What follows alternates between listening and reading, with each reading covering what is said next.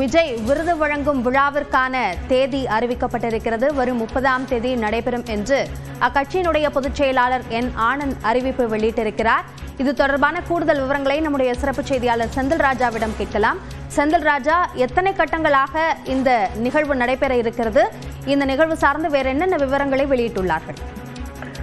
அபிநயா, தமிழக வெற்றி கழகத்தின் சார்பில் இந்த கல்வி விருது விழா என்பது நடைபெற இருக்கிறது. இந்த விழாவை 3 ஆண்டுகளாக நடத்தி இருந்தாலும் இது கட்சி தொடங்கிய பிறகு 2வது ஆண்டாக தற்போது விஜய் நடத்துகிறார்.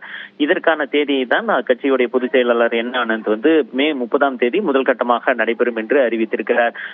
முதல் ஆண்டு பார்த்தீர்கள் என்றால் ஒரே நாளில் அனைத்து மாவட்டங்களுக்குமான அந்த பரிசு தொகை, ஊக்கத்தொகை என்பது வழங்கினார் விஜய். ஆனால் அது நீண்ட நேரம் ஒரே இடத்தில் நின்று கொண்டு அது அனைவருக்கும் சிரமத்தை ஏற்படுத்தியது காரணமாக 2வது ஆண்டு 2 கட்டமாக நடத்தினார். இந்த நிலையில் தான் தற்போது 3 கட்டங்களாக நடத்த அவர்கள் திட்டமிட்டிருக்கிறார்கள். இந்த நிலையில் தான் அதை முதல் கட்டத்திற்கான தேதியை அறிவித்திருக்கிறார்கள். அதில் அரியலூர், ராணிப்பேட்டை, கள்ளக்குறிச்சி, சென்னை, செங்கல்பட்டு, காஞ்சிபுரம், கன்னியாகுமரி, திண்டுக்கல் மாவட்டங்களை சேர்ந்த தொகுதி வாரியாக இந்த மாவட்டங்களில் இருக்கக்கூடிய தொகுதிகளில் முதல் 3 இடங்கள் பிடித்த 10ஆம் வகுப்பு மற்றும் 12ஆம் வகுப்பு மாணவர்களை நேரில் அழைத்து அவர்களுக்கு ஊக்கத்தொகை வழங்குவதுடன் அவர்களுக்கு அந்த சான்றிதழும் வழங்கி அவர்களை பாராட்ட திட்டமிட்டிருக்கிறார் விஜய். இது கடந்த 2 ஆண்டுகளாக நடைபெற்ற நிலையில் தற்போது 3வது ஆண்டும் நடைபெறுகிறது.